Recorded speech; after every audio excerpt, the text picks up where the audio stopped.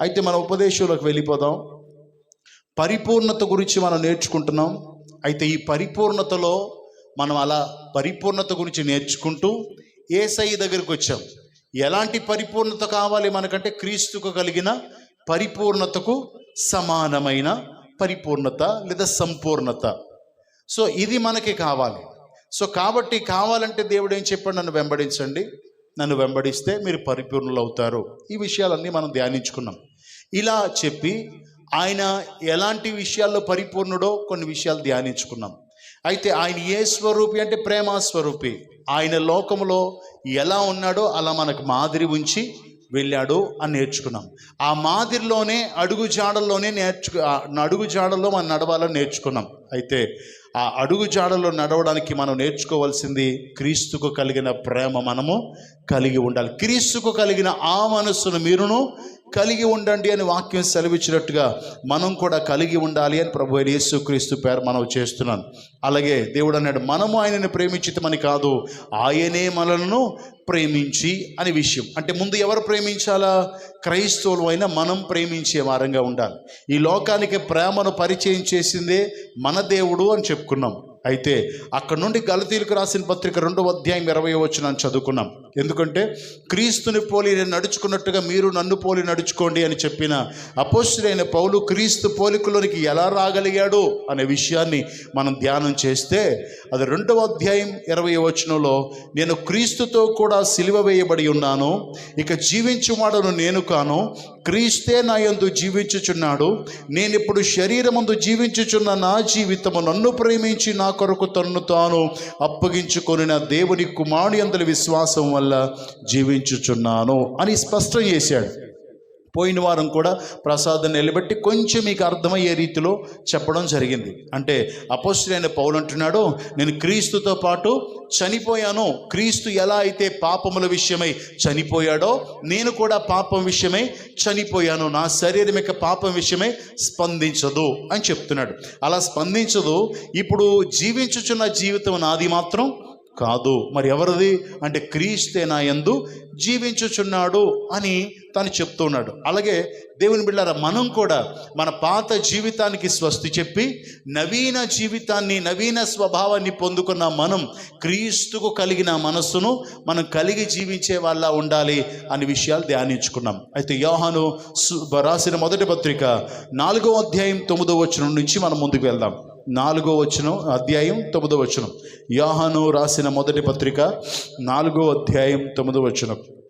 మనము ఆయన ద్వారా జీవించినట్లు దేవుడు తన అద్వితీయ కుమారుని లోకములోనికి పంపెను. దీని వలన దేవుడు మన యందు ఇచ్చిన ప్రేమ ప్రత్యక్ష పరచబడెను. దేవునికి స్తోత్రం, హల్లెలూయా. ఇక్కడ దేవుడు యోహాను గారు రాసినటువంటి ఈ పత్రికలో మనము ఆయన ద్వారా జీవించినట్లు దేవుడు తన అద్వితీయ కుమారుని లోకంలోనికి పంపెను. ఎవరు అద్వితీయ కుమారుడు? ప్రభు అయిన యేసుక్రీస్తుని లోకంలోనికి పంపెను. ఇలా పంపడాన్ని బట్టి దీని వలన దేవుడు మన యందు ఉంచిన ప్రేమ ప్రత్యక్షపరచబడుతుంది. ఈ ప్రక్రియలో దేవుడు మనల్ని ఎంతగా ప్రేమిస్తున్నాడో ప్రత్యక్షపరచబడుతుంది. మళ్ళీ మొదటి లైన్లోకి వచ్చేద్దాం. మనము ఆయన ద్వారా అనగా ఎవరి ద్వారా? యేసుక్రీస్తు ద్వారా. మనము యేసుక్రీస్తు ద్వారా జీవించున్నట్లు, అంటే జీవించుచున్నామన్న పేరు మాత్రం ఉంది కానీ మృతులమే అనేటువంటి స్థితిలో ఉన్న మనల్ని తన కుమారుని ద్వారా జీవించడం కొరకు యేసయ్యను పంపించాడంట. దేవునికి స్తోత్రం. అంతేగాని 17 మేకలో ఈ కేక్ కటింగ్ల కోసం కాదంట. అసలు ఎందుకు పంపించాడో వాక్యంలో సెలవిస్తుంది. ఇది క్రిస్మస్ సందేశం కాదు కానీ ఆదివారం కనుక మనం కొద్దిగా నేర్చుకుందాం. అసలు ఎందుకు పంపించాడు అంటే ఆయన ద్వారా జీవించుట కొరకు. దేవుని బిడ్డలారా, మనము ఏ యోగ్యత లేని మనల్ని, జీవించుచున్న పేరు మాత్రమే ఉన్న మనల్ని ఆయనతో పాటు తిరిగి జీవింప చేయుట కొరకు ఆయనను మనకి అనుగ్రహించాడు. అయితే దేవుని బిడ్డలు జాగ్రత్తగా గమనించండి. మనం ఎప్పుడైతే యేసుక్రీస్తుని అంగీకరించామో, నమ్మామో, నమ్మిన మనం పాప క్షమాపణ ప్రార్థన చేసుకుంటాం. ఎందుకంటే ఆయన నా పాపముల కొరకు చనిపోయాను. ఇది చాలాసార్లు మనం చెప్పుకున్న విషయమే. మన పాపముల కొరకు చనిపోయాను అనే సత్యాన్ని తెలుసుకొని, అయ్యా నేను చనిపోవలసిన పాపం వల్ల వచ్చే జీతం మరణం కనుక ఆ మరణానికి నేను పాత్రునై ఉండగా నాకు బదులు మీరు ప్రాణం పెట్టారా ప్రభువా అని ప్రార్థించుకొని నా పాపమును క్షమించయ్యా, నా పాపము కొరకు క్రయధనముగా నీ ప్రాణమునే అర్పించావా ప్రభువా అని ప్రార్థన చేస్తాం. దేవునికి స్తోత్రం. అలా ప్రార్థించిన మనం ప్రార్థించిన వెంటనే అయ్యగారి దగ్గరికి వెళ్ళి, అయ్యగారు నాకు బాప్తీసు కావాలయ్యా, ఇప్పటి వరకు నా పాత జీవితం రోత జీవితం నా ఇష్టానుసారంగా బ్రతికాను, ఇక నా కొరకు కాదు ఇక ప్రభు కొరకు బ్రతకాలనుకుంటున్నాను అంటాం. దేవునికి స్తోత్రం. హల్లెలూయా. ఎప్పుడైతే ఆ తీర్మానం తీసుకున్నామో ఆ తీర్మానం తీసుకున్న మనం అయ్యగారికి చెప్పిన తర్వాత పాస్టర్ గారు మిమ్మల్ని బాప్తీసానికి సిద్ధపరుస్తారు. వాక్యం చెప్పి బాప్తీసానికి సిద్ధపరిచి పరిపూర్ణంగా విశ్వసిస్తున్నావా అనేటువంటి విశ్వాసం గురించిన విషయం, మారు మనసు గురించిన విషయం, పాప క్షమాపణ గురించిన విషయం, బాప్తీసం గురించిన విషయాలు మీకు తెలియచేసిన తర్వాత దేవుని బిడ్డలారా, ఎప్పుడైతే తెలియచేస్తారో మీరు అంగీకరిస్తారు. అంగీకరించిన తర్వాత మీరు బాప్తీసానికి సిద్ధపడతారు. బాప్తీసానికి సిద్ధపడిన తర్వాత తండ్రి కుమార పరిశుద్ధాత్మ నామంలో మీకు బాప్తీసం ఇస్తారు.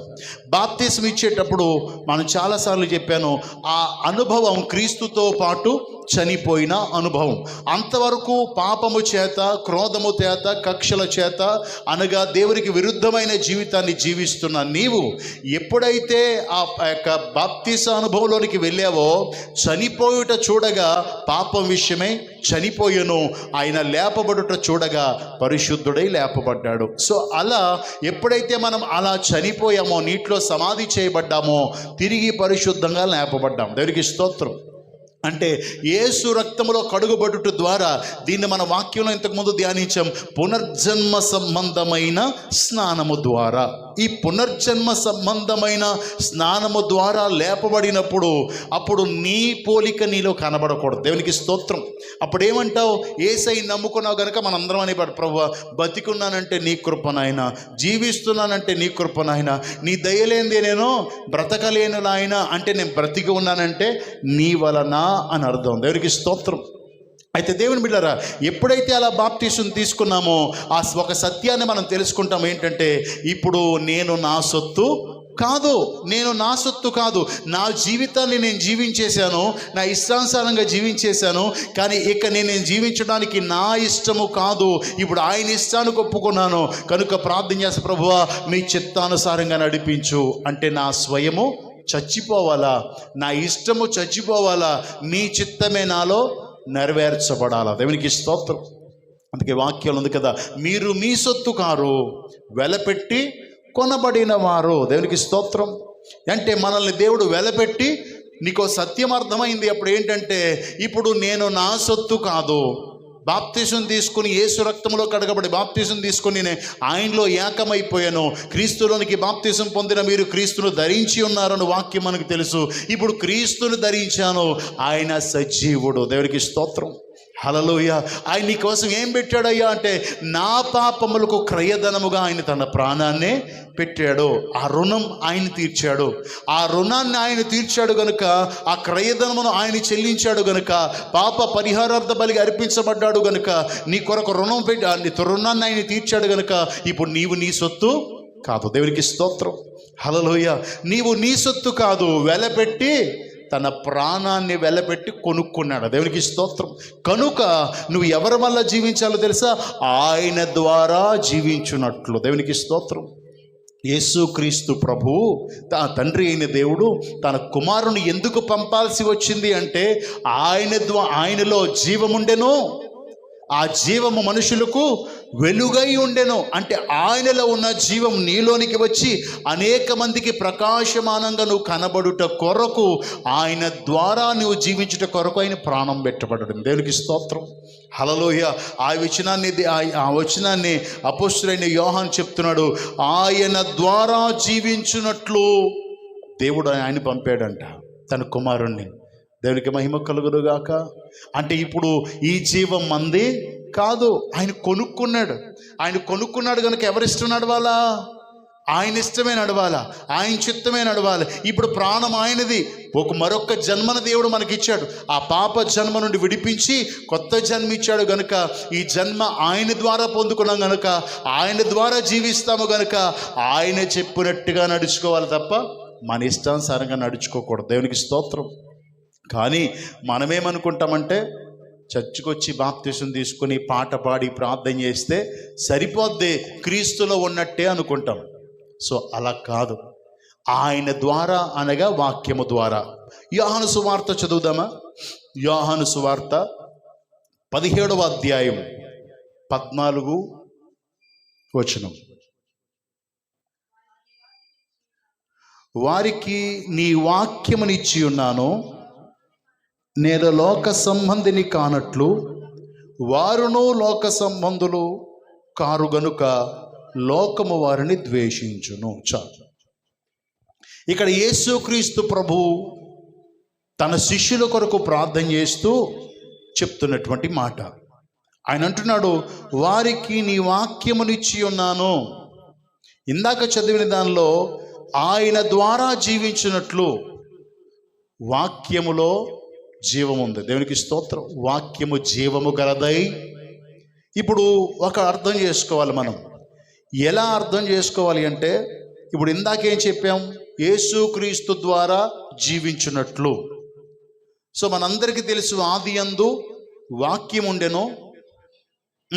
వాక్యమే అంటే యేసుక్రీస్తు దగ్గర మనం ఏం పెట్టాలి? వాక్యం ద్వారా. వాక్యం పెడితే మనము వాక్యము ద్వారా జీవించున్నట్లు. దేవునికి స్తోత్రం. కాబట్టి దేవుడు మనకేమిచ్చాడు? తన శిష్యుల గురించి చెప్తాడు, నీ వాక్యమునిచ్చాను వారికి. వాక్యము ద్వారా నీ వాక్యమే నన్ను బ్రతికించేది, అంటే జీవంనిచ్చేదే కదా. నీ వాక్యం నన్ను బ్రతికిస్తుంది, నాకు జీవాన్ని ఇస్తుంది. అంటే ఇప్పుడు దేవుని వాక్యమును ఎవరికి ఇచ్చాడు?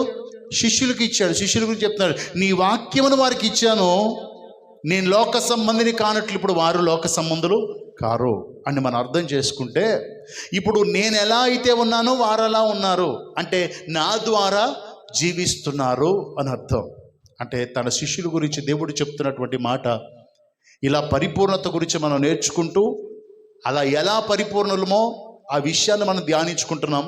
అపోస్తలుడైన పౌలు చెప్పాడు, ఎలా క్రీస్తు తనలో ఉన్నాడో తనలో క్రీస్తు జీవిస్తున్నాడో. సో మనం కూడా జీవించాలి గనుక ఆయన ద్వారా జీవించడానికే యేసుక్రీస్తును తండ్రి అయిన దేవుడు పంపారని తెలుసుకున్నాం. ఆ తండ్రి కుమారుడైన యేసుక్రీస్తు కూడా ఏమి ఇచ్చాడని చెప్పుకున్నాం? వాక్యముని ఇచ్చాడు. దేవునికి స్తోత్రం.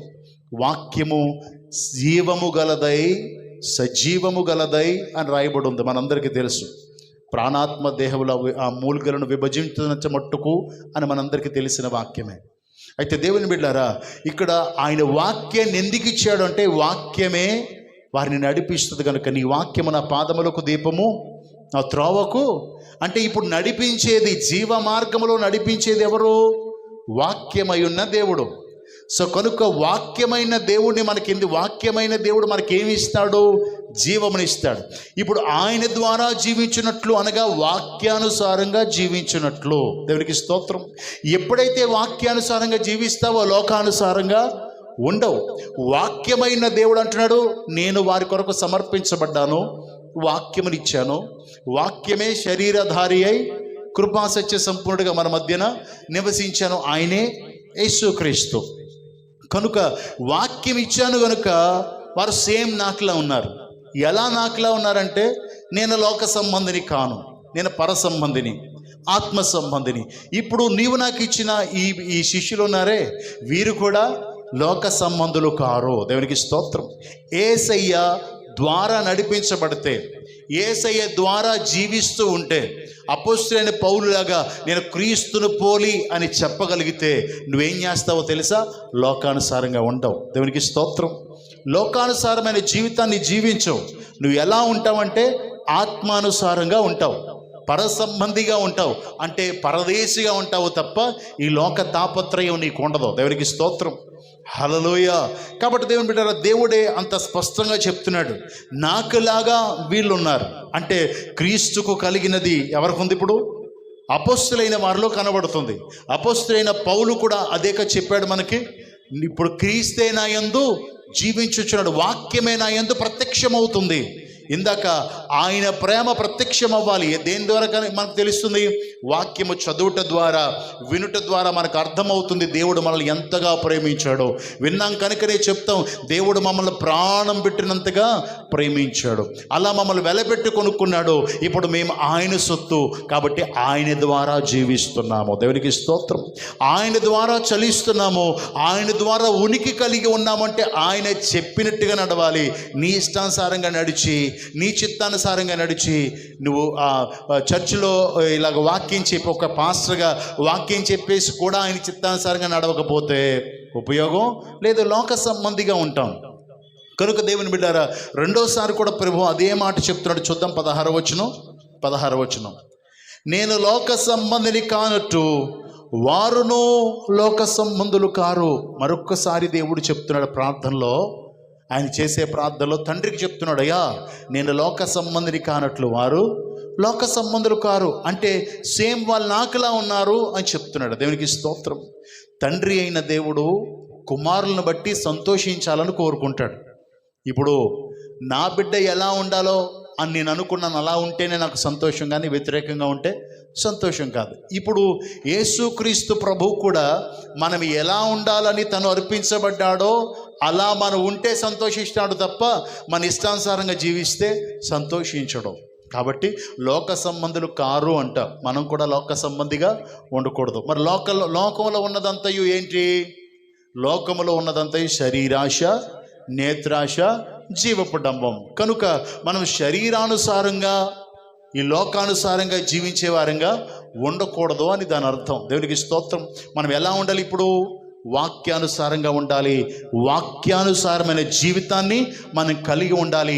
వాక్యము ద్వారా జీవించే వారమై ఉండాలి. దేవునికి స్తోత్రం. కాబట్టి దేవుని బిడ్డారా, గమనించాలని ప్రభు అయిన యేసుక్రీస్తు పేర మనం చేస్తున్నాను. మనం ఏదో వచ్చి వెళ్ళిపోవడం కాదు. మనం ఏం చేసినా ఆత్మ సంబంధమైన విషయాల్లో మనం ఆత్మ సంబంధమైన వారిగా ఉండాలి తప్ప లోక సంబంధమైన వారిగా ఉండకూడదు. ప్రస్తుత దినాల్లో క్రిస్మస్లు కూడా ఎలా ఉన్నాయి? లోక సంబంధమైన డ్యాన్సులు కదా. డ్యాన్సులు అవి ఇవి లోక సంబంధమైనవి. ఆత్మ సంబంధమైన ఉపదేశాలు ఉండడం లేదు. కనుక దేవుని బిడ్డారా, వాటిని కూడా సేవకుడు ఏం చేయాలా? మనసులో పెట్టుకుని మనం చేసే క్రిస్మస్లు కూడా లోకం కాక ప్రత్యేకించబడింది పరసంబంధమైన ఉపదేశము చేత లేదా ఆత్మ సంబంధమైన నడిపింపు చేత నడిపించాలనే ఆలోచన సేవకుడికి ఉండాలి. కానీ లేవు ప్రస్తుత దినాల్లో ఇంచుమించు. ఎందుకంటే ఎక్కడ జరిగినా ఎవరిని అంటారు? పిల్లలు ఏమైనా అల్లరి చేస్తే తండ్రిని అంటారు. ప్రసాద్ బాబు ఏంటి మీ పిల్లలు అంటాం. సో ఇప్పుడు సంఘంలో ఎవరు చేసినా ఎవరిని అంటారు? సేవకుడిని అంటారు. కనుక అల్లరితో కూడిన ఆటపాటలు ఇలాంటివి ఉండడానికి వీళ్ళు లోక సంబంధమైనవి. లోకంలో కనుల విందు కొరకు చేసేటువంటివి కదా. చాలామంది పూర్వం వెళ్ళేవారు. ఎందుకు? సరదాగా చూసి ఆనందించి గొంతులేసి ఏళ్ళేసి మనసులు పాడు చేసుకొని ఇలా చేసుకోవడానికి. కాబట్టి దేవుని బిడ్డలారా, మనం ప్రత్యేకించబడిన వారము అనే విషయం గమనించాలి. బాప్తీసం తీసుకున్న తర్వాత నువ్వు సెపరేట్, నువ్వు యేసుక్రీస్తుతో పాటు మరణానుభవం పొంది తిరిగి లేచిన నీవు పరిశుద్ధుడివి. పరిశుద్ధంగా ఉండాలి, అపవిత్రంగా ఉండకూడదు. ఇప్పుడు వచ్చే నెల జనవరి, మనోళ్ళందరూ ఎక్కడ ఉంటారు? అక్కడ ఉంటారు. మనోళ్ళు అంటే మన సంఘంలో కాదు, క్రైస్తవుల గురించి చెప్తున్నాను. ఇంచుమించు క్రైస్తవులు ఎక్కడ ఉంటారో అన్నిట్లో ఉంటారు. అయ్యా మనం ప్రత్యేకించబడిన వారమయ్యా, యేసు రక్తంలో కడగబడ్డామయ్యా అని చెప్తే ఆ లోకంలో ఉన్నాం కదండి. మరి ఇప్పుడు 12 మంది ఎక్కడున్నారు? లోకంలో ఉన్న యేసయ్య ఎక్కడున్నాడు? లోకంలో ఉండి చెప్తున్నాడు, లోక సంబంధిని కానట్లుగా వారు లోక సంబంధులు కారు. క్రైస్తవుడు లోకానుసారమైన జీవితాన్ని జీవించేవాడుగా ఉండకూడదు. ఎన్నోసార్లు మనం నేర్చుకున్నాం శరీరాశ, నేత్రాశ, జీవపడంబం గురించి. ఇలాంటివి మన జీవితంలో కనబడకూడదు. మనం ఏది చేసినా ఆత్మానుసారంగా ఉండాలి. ఎందుకంటే క్రీస్తు యొక్క ప్రత్యక్షత మనలో నుంచి కనబడుట కొరకు. దేవునికి స్తోత్రం. హల్లెలూయా. ప్రభునామానికి మహిమ కలుగునుగాక. కొరింథీయులకు రాసిన 2వ పత్రిక అపోస్తలుడైన పౌలు కొరింథీలో ఉన్న సంఘానికి రాస్తున్నాడు. 2వ పత్రికలో 11వ అధ్యాయం 2-3 వచనాలు చదువుదామా? 11వ అధ్యాయం 2-3 వచనాలు చదువుతల్లి.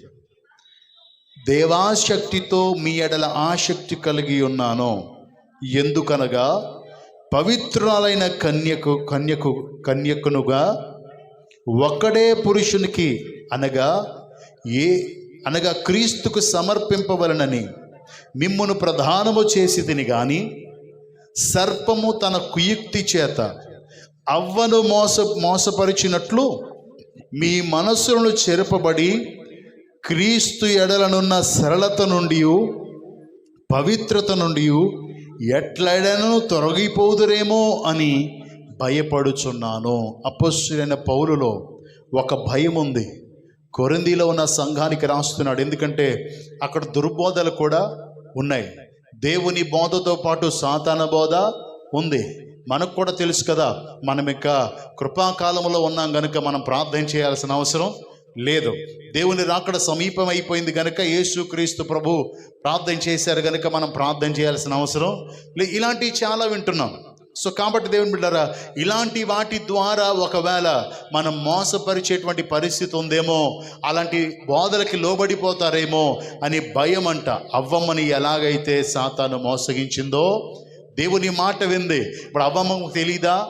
అవ్వమ్మకు తెలుసా తెలీదా? ఇది నిజమా ఏంటది? ఈ పండు తినొద్దు అన్నాడా అంటే అవును తినొద్దు అన్నాడంటే తెలిసినట్టే కదా. తినొద్దు అన్నాడు దేవుడు, తింటే ఏమైపోతారు? తిన్న దినాన్ని నిత్యముగా సత్యదు అన్నాడు ఆయన. అంటే లేదు చావరు కానీ దేవదూత వలె మారిపోతారు అనగానే ఆవిడేం చేసింది? శరీరాశ, నేత్రాశ, జీవపడం దానిలో కనబడుతున్నాయి. ఒకసారి చెప్పాను. అయితే దేవుని బిడ్డలు వెంటనే తినేసింది. ఎవరి మాట విని? సాతాను మాట విని. ఎలా సాతాను మాట విని ఎవరి మాటను త్రోసిపుచ్చింది? సత్యమైన దేవుడు ఒక సత్యాన్ని తెలియచేస్తే సత్యాన్ని తోసిపుచ్చి ఈ మోసపు మాటకి లోబడిపోయి తన యొక్క స్థితిని మార్చేసుకుంది. యేసయ్యతో ఉండేటువంటి స్థితి కాస్త గెంటివేయబడే స్థితిలోనికి వచ్చేసింది. ఈ విషయాలు మనకు తెలుసు. అలా ఈ అంత్య దినాలలో దేవునితో అంటుకడుతున్నాను, దేవునితో సహవాసంలోకి మిమ్మల్ని అందరినీ నడిపిస్తున్నాను. ఒకే పురుషుడు, ఒకే దేవుడు, లేదా ఒకే మార్గంలో మిమ్మల్ని నడిపిస్తున్నాను. దాని గురించి ఇంకా ఉంది, ధ్యానం చేద్దాం.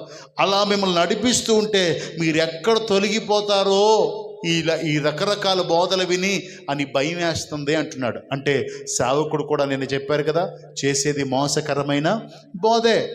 అతని దగ్గర వాక్యం లేదనుకోండి, మీరు ఎక్కడికైనా వెళ్తే పరలోకంలో మిమ్మల్ని ఏమడుగుతారు? మీ సంఘం పేరు అడుగుతారు. పరలోకంలో సంఘం పేరు దేవుడు డీటెయిల్స్ తీసుకోవడానికి ఆయనకు తెలీదా? ఏ సంఘం, ఏ గ్రామం, ఆధార్ కార్డు వెళ్ళిపెట్టరా అంటాడు దేవుడు. ఆధార్ కార్డులో పేరు తప్పు ఉంది, సరి చేసుకురా అంటాడు దేవుడు. ఆయనకి తెలియదు ఏమైనా ఉందా? దేవునికి స్తోత్రం, హల్లెలూయా. ఒక సహోదరుడు అంటాడు నాతో, చాలా దూరంలో, ఎక్కడ కాదు, అయ్యగారు మా చర్చిలో వాక్యం లేదండి, తప్పనిసరిగా వెళ్ళాల్సి వస్తుందండి. నేను అన్నాను, వాక్యమే దేవుడై ఉండెను. ఎక్కడ వాక్యం ఉంటే అక్కడ వెళ్ళని చెప్పాను. దేవునికి స్తోత్రం, అవును కదా. ఎక్కడ వాక్యం ఉందో వాక్యమే దేవుడై ఉండెను. వాక్యం ఉన్న చోటకి వెళ్ళి దేవుని వాక్యాన్ని వినాలి. సో ఇలాంటి దుర్బోధలు కూడా, మోసకరమైన బోధలు కూడా, అంటే ఈ రోజుల్లో ఆశీర్వాదాలు, దీవెనలు, మేలులు, స్వస్థతల గురించి చెప్పేటంత ఇదిగా సత్యవాక్యం విత్తమడ్డం లేదు. సో కాబట్టి ఎందుకు భయం? ఒకవేళ అలా అంటే అన్నీ మోసేటువంటి వారు ఎక్కడ తొలగిపోతారో అని భయం. సో అలా కాదు అపోస్తలుడైన పౌలు. దేవునికి స్తోత్రం. అపోస్తలుడైన పౌలు అలా లేడు. అతని ఆసక్తి ఎలా ఉందో ఒకసారి మనం ఆలోచన చేస్తే, దైవాశక్తితో మీ ఎడల ఆసక్తి కలిగి ఉన్నాను. దైవాశక్తి అంటే దేవుడు ఎంత ఆసక్తికి చూపించాడో ఆ ఆసక్తి నేను మీ పట్ల చూపిస్తున్నాను అంటున్నాడు. దేవునికి స్తోత్రం. అంటే దైవాశక్తి అంటే దేవుడు ఎంత ఆసక్తి చూపించాడు మన పైన అంటే, మనము నశించుట దేవునికి ఇష్టం కాక, పాపం వల్ల మనం నశించిపోతూ ఉంటుండగా, తండ్రితో సమాధానాన్ని కోల్పోయి ఉంటుండగా, నరక పాత్రలమై ఉండగా, మనల్ని నరకం నుండి విడిపించడానికి యేసుక్రీస్తు లోకానికి వచ్చాడంటే మన పట్ల ఆయనకి ఎంత ఆశ. అంటే ఏంటి ఆయనకున్న ఆశ లేదా ఆసక్తి అంటే, నిన్ను తన రక్తంలో కడుగుకొని, పరిశుద్ధపరచుకొని, పవిత్రపరచుకొని, ఆయన రాకడలో నిన్ను ఎత్తబడే గుంపులో ఉంచుకొని తనతో పాటు తన కుడిపార్శ్వమందు కూర్చుండి పెట్టుకోవాలి అని ఆశ. దేవునికి స్తోత్రం. అందుకొరకు దేవుడు తనను తాను బలిగా అర్పించుకున్నాడు. అంటే ఎంత ఆసక్తి చూడండి, దేవుడికి ఎంత ఆసక్తి అంటే మన పట్ల. మనము అసలు భక్తుడు అంటాడు కదా, నరులమైన మమ్మల్ని దర్శించుటకు ఏపాటి వారము, ఆకాశం ఆయన సింహాసనము, భూమి ఆయన పాదపీఠము, ఆకాశ మహాకాశములు పట్టజాలని దేవుడు మన దేవుడు. అంత గొప్ప దేవుడు నీ కొరకు నా కొరకు ఎంత ఆసక్తి కలిగి ఉన్నాడంటే, ఎందుకంటే తన చేతులతో చేసుకున్నాడు కదా. మన మన్నును తీసి బొమ్మ చేసి నాసిక రంధ్రాలలో ఆ జీవవాయుని ఉదగా మనం జీవించు ఆత్మయం. తన చేతితో చేసుకున్న మనల్ని తనతో పాటు ఉంచుకోవాలని, తనతో పాటు తీసుకెళ్లాలని, మన కొరకు రాజ్యం సిద్ధపరుస్తున్నవాడు ఆయన. ఎంత ఆసక్తి అంటే, ఇల్లు కడుతున్నాడంటే ఏంటి ఆసక్తి? ఈ ఇంట్లో నేను నా పిల్లలు సంతోషించాలని కదా ఇల్లు కడుతున్నాం. ఏమో ఎవడకపోద్దో అంటాడు ఎవడైనా? ఒక రాజ్యం కడుతున్నాం, ఒక ఇల్లు కడుతున్నాం, ఏమో ఎవడపోతాడో అని కడతారు ఎవరైనా? లేదండి, మా పాప మా బాబు మా ఊళ్ళందరూ ఉంటారని కడుతున్నాం, లేదా నేను నా భార్య పిల్లలు ఉంటారని కడతామంటారు కదా. ఇప్పుడు ఆయన ఎందుకు కడుతున్నాడంటే మనమందరం ఆయనతో ఉండాలి అని. దేవుని బిడ్డలారా, ఆలోచన చేయండి. అందుకొరకు శ్రమ, శోధన, ఇబ్బంది వచ్చిన, శరీరం అంతా బలహీనమైన, రక్తమంతా వెళ్ళిపోయిన, శోధిస్తున్న, అనరాలి మాటలన్న, ఉమ్ములు వేసినా సహించాడు. ఎందుకంటే నిన్ను అక్కడుంచుకోవాలి అనగా ఆయన నిన్ను ఆయన సింహాసనం అందు కూర్చొని పెట్టుకోవాలనే ఆసక్తి. దేవునికి స్తోత్రం. కానీ అది మనకు లోకుగా కనబడుతుంది, ప్రాముఖ్యంగా సేవకుడికి కదా. ఎందుకు ఈ మాట అన్నానంటే, అపోస్తలుడైన పౌలు చెప్తున్నాడు, అలాంటి ఆసక్తి నాకుంది అంటున్నాడు. దేవునికి స్తోత్రం. మీ పట్ల అలాంటి ఆసక్తి నాకుంది అంటున్నాడు. ప్రతి సేవకుడికి ఆసక్తి ఉండాలి. ఏ ఆసక్తి అంటే, మిమ్మల్ని సంపాదించుకోవడానికి ఆయన ఎంత ఆసక్తి చూపించాడంటే, తన స్థానాన్ని విడిచిపెట్టాడు. తండ్రితో కూడా సమానంగా నుండుట విడిచిపెట్టకూడని భాగ్యమని ఎంచక ఈ భూలోకానికి వచ్చి మన కొరకు పశువుల తొట్టెలో పరుండబెట్టబడి దీనుడుగా ఈ లోకానికి వచ్చి 33.5 సంవత్సరాలు ఉండి మన కొరకు శ్రమను అనుభవించి మన పాపముల ప్రాయశ్చిత్తం కొరకు తన ప్రాణమునే పెట్టాడు. శరీరమంతా నలగగొట్టబడింది, రక్తమంతా చిందించబడింది. ఎందుకు అంటే మన పాపముల కొరకు. అలా మన పాప ప్రాయశ్చిత్తము కొరకు ఆయన పాప పరిహారార్థ బలిగా అర్పించబడకపోతే మన పాప విమోచన లేదు. కనుక మన పాప విమోచన కొరకు ఆయన ప్రాణం పెట్టి, ఆయన మరణించి మరణపు ముళ్ళని విరిచి ఆ మరణము నీ మీద ఏలుబడి చేయకుండాట్లుగా మరణమును జయించి పునరుద్ధాన శక్తితో లేచి తండ్రి కుడి పార్శ్వమందు కూర్చుండి నిన్ను తన కుడి పార్శ్వమందు కూర్చుండి పెట్టుకోవాలనేది ఆశ. దేవునికి స్తోత్రం. హల్లెలూయా. అందుకొరకే ఆయన ద్వారా జీవించుట కొరకు యేసయ్యని లోకంలోకి పంపారు. ఇప్పుడు అపోస్తలుడైన పౌలు ఏమంటున్నాడు తెలుసా? దైవాశక్తితో దేవుడు ఎంత ఆసక్తి మీ పట్ల చూపించాడో అలాంటి ఆసక్తితో నేను మీ ఎడల ఆసక్తి కలిగి ఉన్నాను. దేవునికి స్తోత్రం. నేను కూడా అదే ఆసక్తి కలిగి ఉన్నాను. పోయిన గురువారం చదువుకున్నాం కదా, ఈ పరిచరణ తుదమట్టించడానికి నా ప్రాణమును ఎంత మాత్రమును నేను ప్రియముగా ఎంచడం లేదంటే ప్రాణాన్ని పోగొట్టుకోవడానికి కూడా అపోస్తలుడైన పౌలు సిద్ధపడిపోయాడు. సంఘాన్ని సంపూర్ణతలోకి నడిపించుట కొరకు, సంఘంలో దండుకోవడం కాకుండా సంఘాన్ని ఆత్మీయంగా బలపరచుట కొరకు. నిన్న సేవకులు చెప్పారు కదా, సేవకులు చెప్పారు వాక్యం, ధనం గురించి అయినా నేనేం చెప్పలా. సో ఇలా వాటి గురించి చెప్పక ఆత్మీయ ఉపదేశాలు చెప్పి, ఆత్మీయ ఉపదేశాల్లో వాళ్ళని స్థిరపరచడానికి ఈ సువార్త విషయంలో ఎన్ని శ్రమలు వచ్చినా ఆయన అంటున్నాడో, వాటి ఎందుకులే అవసరం అంటావా? అక్కడ శ్రమ ఉంది, శోధన ఉందని వెనకబడలా, అక్కడ మరణం ఉందని వెనకడుగు వేయలేదు. నేను దేవుడు ఎంత ఆసక్తి కలిగి మీ కొరకు ప్రాణం పెట్టాడో అలా మిమ్మల్ని ఆయన దగ్గరికి తీసుకెళ్ళడానికి నేను ప్రాణం పెట్టడానికి సిద్ధం అన్నాడు. దేవునికి స్తోత్రం. ప్రతి సేవకుడికి ఆ తపన ఉండాలి. మోకరించి సంఘం కొరకు, సంఘ బిడ్డల కొరకు ప్రార్థించే అనుభవం ఉండాలి. సంఘం కొరకు తనే సమర్పించుకొని మాదిరిగా జీవించే జీవితం ఉండాలి. అపోస్తలుడైన పౌలు ఏమంటున్నాడు? నేను క్రీస్తుని పోలి జీవిస్తున్నాను, మీరు నన్ను పోలి జీవించడం సరిపోద్ది. మరి ఇప్పుడు ఎవరుండాలి అలాగా? అంత ఆసక్తి కలిగి ఉన్నాడు కనుక వారికి క్రీస్తు యొక్క ప్రత్యక్షతను తనలో కనబరుస్తున్నాడు. ఆ ప్రత్యక్షత మీ అందరిలో కనబడాలని ఆశపడుతున్నాడు. దేవునికి స్తోత్రం. ఇప్పుడు సంపూర్ణుడైనటువంటి అపోస్తలుడైన పౌలు ఆ సంపూర్ణత మీలో కూడా నింపి క్రీస్తుతో పాటు నిలబెట్టాలి, క్రీస్తు ఆ తీర్పు దినముందు ఆయన ముందు నిలబెట్టాలి అనేది ఆయన యొక్క ఆశ. దేవునికి స్తోత్రం. హల్లెలూయా. అందుకు మిమ్మల్ని ప్రధానము చేసి తిని అని రాయబడి ఉంది. ఎవరికి ప్రధానం చేశాడు? ఒక్కడే పురుషుడైన క్రీస్తుకు. దేవునికి స్తోత్రం. హల్లెలూయా. మనము క్రీస్తుని గురించి తప్ప దేని గురించి ప్రకటించడం లేదు కదా. మన కొరకు భూలోకానికి వచ్చిన మన రక్షకుడైన యేసు క్రీస్తు గురించి మనం మాట్లాడుకుంటున్నాం. ఆయనతో మనం ఏకమై ఉన్నాం. ఆయన మనము ఆయన ఏకమై ఉన్నారు. ఎప్పటి నుండి? ఎప్పుడైతే మనం బాప్తీసం తీసుకున్నామో అప్పటి నుండి. దేవునికి స్తోత్రం. హల్లెలూయా. ప్రభునామానికి మహిమ కలుగునుగాక. కాబట్టి దేవుని బిడ్డలారా, జాగ్రత్తగా గమనిద్దాం. దైవాశక్తితో మరొకసారి చెప్తున్నాను, దేవుడు మీ పట్ల ఎంత ఆసక్తి కలిగి ఉన్నాడంటే చివరికి మీ కొరకు ఆయన ప్రాణమే పెట్టడానికి వచ్చాడు. చివరికి ప్రాణం పెట్టేశాడు. సేమ్ అదే ఆసక్తి నేను కూడా కలిగి ఉన్నాను అంటే మీ కొరకు ప్రాణం పెట్టడానికి కూడా సిద్ధంగా ఉన్నాను అని అర్థం. దేవునికి స్తోత్రం. హల్లెలూయా. దేవుని నామానికి మహిమ కలుగునుగాక. ఎందుకలా ప్రాణం పెట్టడానికి ఇష్టపడుతున్నాను అంటే ఇక్కడ అంటున్నాడు, పవిత్రురాలైన కన్యకగా. సంఘం ఎలా ఉండాలంట?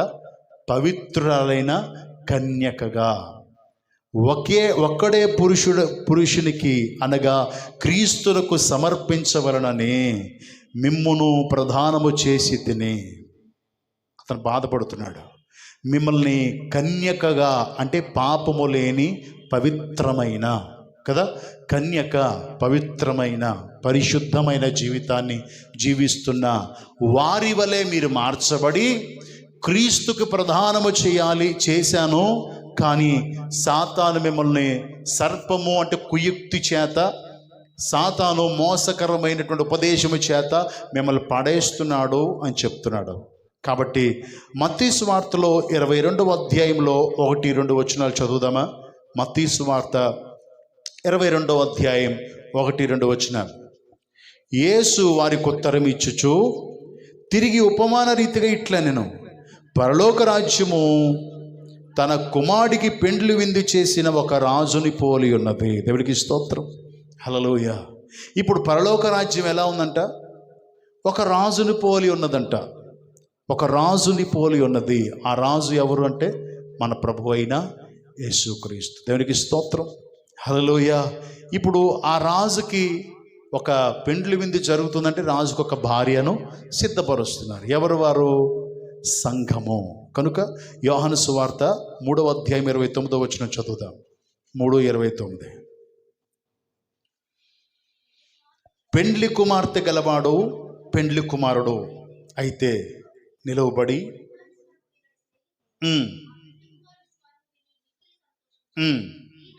ఈయన సంతోషము పరిపూర్ణమై ఉన్నది. పెండ్లి కుమార్తె గలవాడు పెండ్లి కుమారుడు. ఇప్పుడు ఆయన రాజుకు వివాహం జరగబోతుంది అన్నాం. అయితే ఎవరు ఉండాలా? పెండ్లి కుమార్తె ఉండాలా. సంఘం. దీన్ని బట్టి మనకు అర్థమయ్యేది ఏంటంటే సంఘం ఎవరిది? దేవుడిదే. దేవునికి స్తోత్రం. ఆయన వెలపెట్టి కొనుక్కున్న సంఘం. కాబట్టి మనందరికీ తెలుసు, యోహాను సువార్త 3వ అధ్యాయం చాలాసార్లు మనం చదువుకుంటాం. ఒకడు కొత్తగా జన్మించడాన్ని బట్టి మనం చదువుకుంటాం.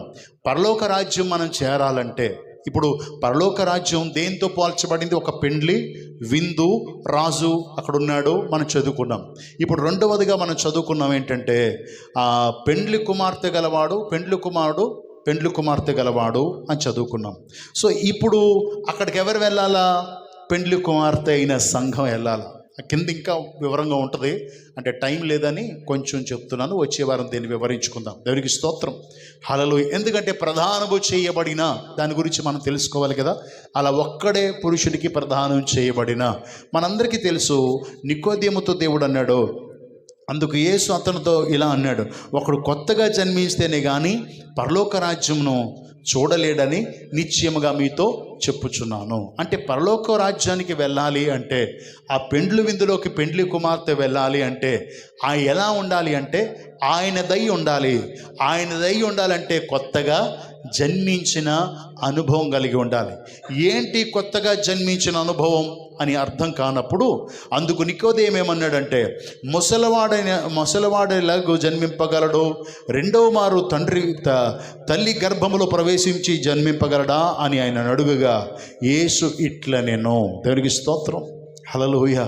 ఇప్పుడు నికోదేము అంటున్నాడు, తల్లి గర్భంలో మళ్ళీ ప్రవేశించి మళ్ళీ జన్మించడం ఎలా, కొత్తగా జన్మించమంటున్నావు అంటే అప్పుడు దేవుడు అన్నాడు, ఒకడు నీటి మూలముగాను ఆత్మ మూలముగాను జన్మిస్తేనే కానీ దేవుని రాజ్యములో అనగా పరలోక రాజ్యములో ప్రవేశింపలేడని నిశ్చయముగా మీతో చెప్పుచున్నాను. దేవునికి స్తోత్రం, హల్లెలూయా.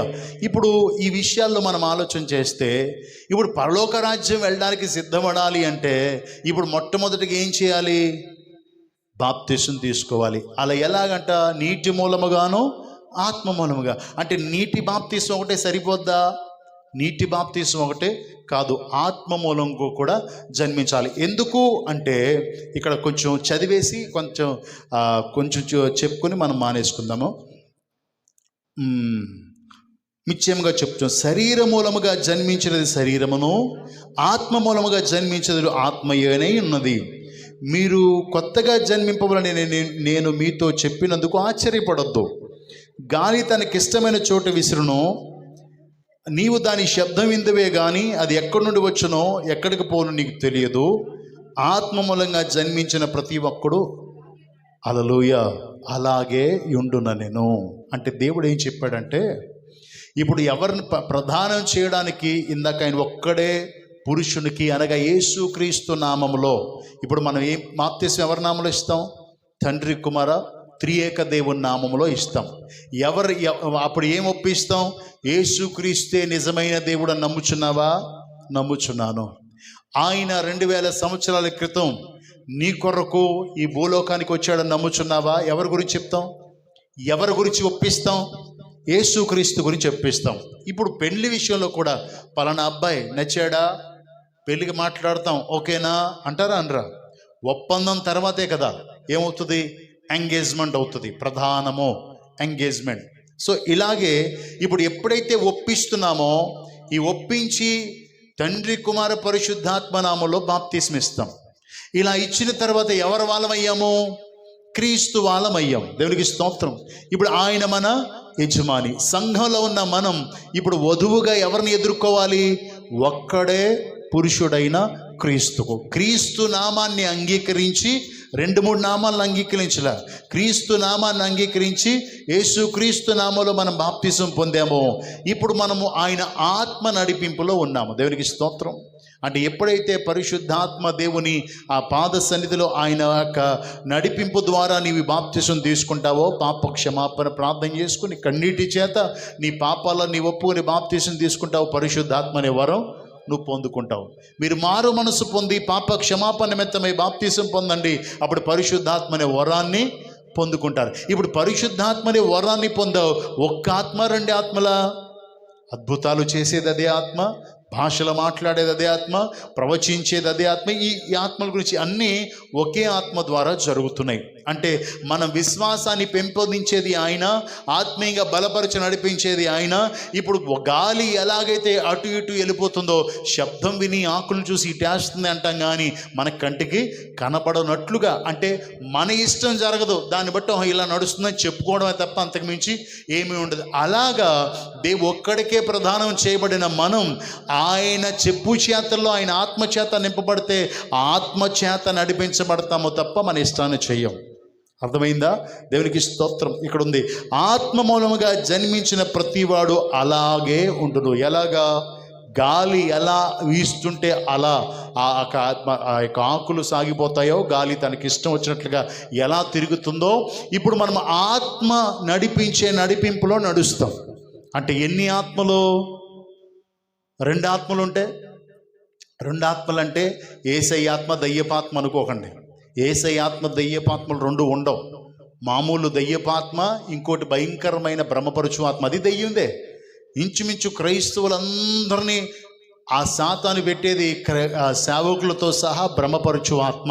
నేను పర్ఫెక్ట్, నేను బాగా చెప్తున్నాను, నేను బాగా చేశాను, నేనేం తినలేదు, కానీ భ్రమలో ఉంటున్న మోసపోతున్నాం. సర్పం మోసం చేసినట్టుగా సంఘం కొరకు ప్రాణమైనా పెట్టే స్థితిలో అపొస్తలుడైన పౌలు కొరింథీలో సంఘానికి రాస్తున్నాడు, దేవుడు ఎలా మీ కొరకు ప్రాణం పెట్టడానికి ఆసక్తి కలిగి వచ్చి ప్రాణం పెట్టాడో అలా నేను కూడా ఆసక్తి కలిగి ఉన్నాను అంటున్నాడు. దేవునికి స్తోత్రం.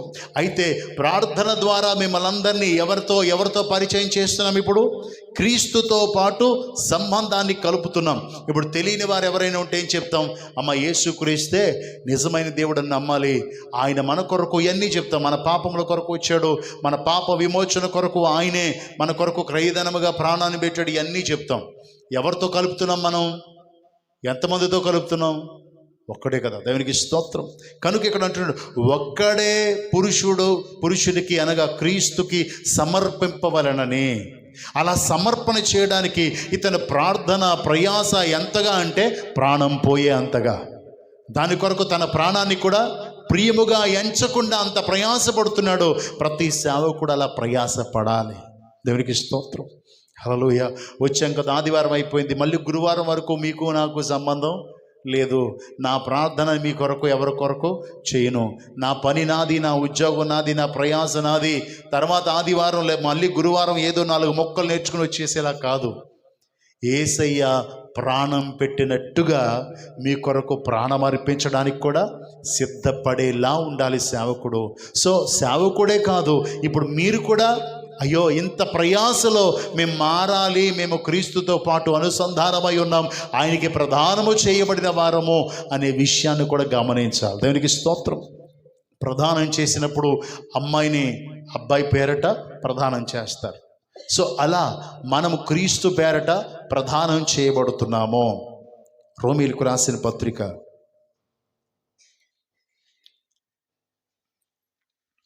7వ అధ్యాయం 4వ వచనం. కావున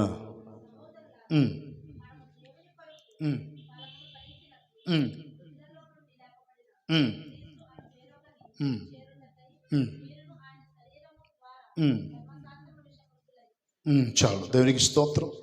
ఆ కీర్తన గ్రంథం 54వ అధ్యాయం 9-10 వచనాలు. 54వ అధ్యాయం 9-10 వచనాలు. నీ దయనొందిన స్త్రీలలో రాజుల కుమార్తెలు ఉన్నారు, రాణి ఓఫిరు అపరంజినితో అలంకరించుకొని నీ కుడిపార్శ్వమున నిలుచున్నారు.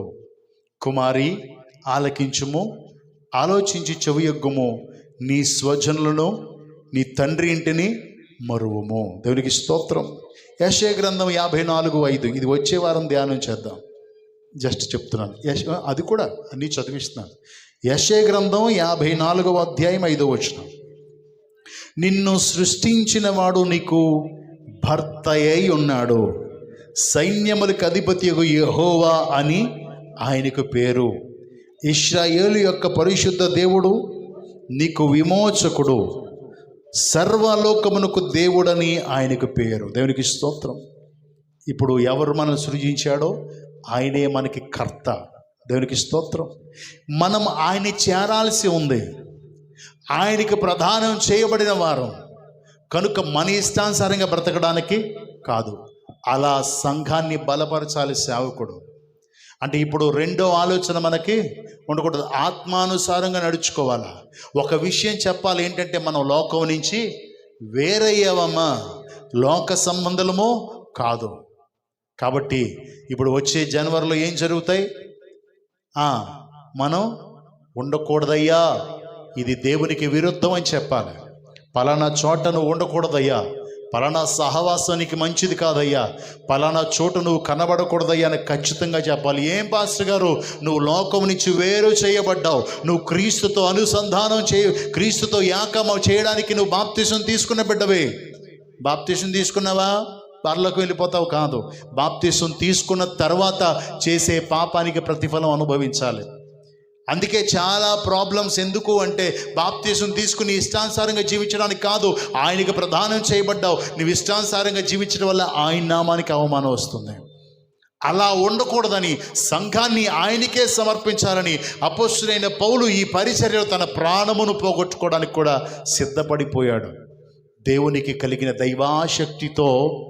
దైవాశక్తిని దైవాశక్తితో మీ ఎడల ఆసక్తి కలిగి ఉన్నాను. అంటే క్రీస్తు ఎలా ప్రేమించాడు? మిమ్మల్ని ఆయనతో పాటు ఉంచుకోవడానికి ప్రాణం పెట్టినంతగా ప్రేమించాడు. ఇప్పుడు ఈయన సంఘాన్ని ఎంతగా ప్రేమిస్తున్నాడు? తన ప్రాణం అయినా అర్పించడానికి వెనుకాడక, ఈ ప్రయాసలో మా ప్రాణమును ఎంత మాత్రమో ప్రియముగా ఎంచుకోవడం లేదు అంటే అది పోయినా పర్వాలేదు అంటున్నాడు. అది క్రీస్తుకు కలిగిన ప్రేమ ఎవరిలో ఉండాలా? ప్రతి సేవకుల్లో ఉండాలి. దానికి స్తోత్రం. వాళ్ళు పెద్ద ఎక్కువ కానుక ఇవ్వలేదు కాబట్టి వాళ్ళు ఒకలాగా, ఇతను అప్పుడప్పుడు రివర్స్ అయ్యి మాట్లాడుతూ ఉంటాడు కదా, ఈయన ఒకలాగా, ఒక్కొక్కరిని ఒకలా కాదు. సంఘమైన దేవుడు ఏ సంఘాన్ని అప్పగించాడో ఆ సంఘాన్ని ఆయన ఎదుట నిలబెట్టడానికి ప్రాణముతో సహా పోరాడాల్సిన అవసరం ఉంటుంది. కనుక మీరు కూడా జ్ఞాపకం చేసుకోవాలి ప్రార్థనలో, అయ్యా సేవకులలా రేపయ్యా. దేవునికి స్తోత్రం. నిజంగా సంఘం అలా కట్టబడితే ఇప్పుడు సంఘంలో ఎవరు కనబడతారు? మీలో ఎవరు కనబడతారు? క్రీస్తు కనబడాలనే కదా. క్రీస్తుతో ప్రధానం చేయబడిన తర్వాత, ఒక ఆత్మతో నడిపించబడుతున్న తర్వాత, క్రీస్తు ఆత్మచేత నడిపించబడుతున్న తర్వాత జీవిస్తున్నారు మీరు, కానీ మీలో జీవించేది క్రీస్తు కదా. అలా క్రీస్తుని ఈ ప్రాంతానికి పరిచయం చేయడానికి అవకాశం ఉంటుంది కదా. అది కదా ప్రయాస. వచ్చాము, స్తోత్రం చెల్లించుము అన్నాము, ప్రార్థన విడ పావండి అన్నాము, మోకరించి ప్రభువా మా ప్రార్థన ఆలకించన్నాము, ఆరాధన అన్నాము, వెళ్ళిపోతే ఉపయోగం లేదు. మనము ఎవరితో ప్రధానము చేయబడ్డామో ఆయన ప్రత్యక్షత మనలో నుంచి ప్రత్యక్షపరచబడాలి. దేవునికి స్తోత్రం. క్రీస్తు ప్రేమ ఎలా క్రీస్తులో నుంచి ప్రత్యక్షమైందో అలా మనలో నుంచి క్రీస్తు ప్రేమ ప్రత్యక్షమవ్వాలి. దేవునికి స్తోత్రం. బాప్తీసం తీసేసుకున్నాం, ఆత్మచేత నడిపించబడే అనుభవం ఉందా? లేకపోతే పరలోకమే లేదు. సో ప్రధానం చేయబడింది ఎవరి కోసం? దేవుని కోసం. పెండ్లి కుమార్తెగా సంఘం ఎత్తబడాల్సింది ఎవరి కోసం? ఎదుర్కోవాల్సింది ఎవరి కోసం? పెండ్లి కుమారుని కోసం. కనుక దేవుని బిడ్డారా, ఆలోచన చేయాలని ప్రభు యేసుక్రీస్తు పేర మీకు మనవి చేస్తున్నాను. వచ్చే వారం ఇంకొన్ని విషయాలు మనం అధ్యయనం చేద్దాం. చిన్న ప్రార్థన చేద్దాం.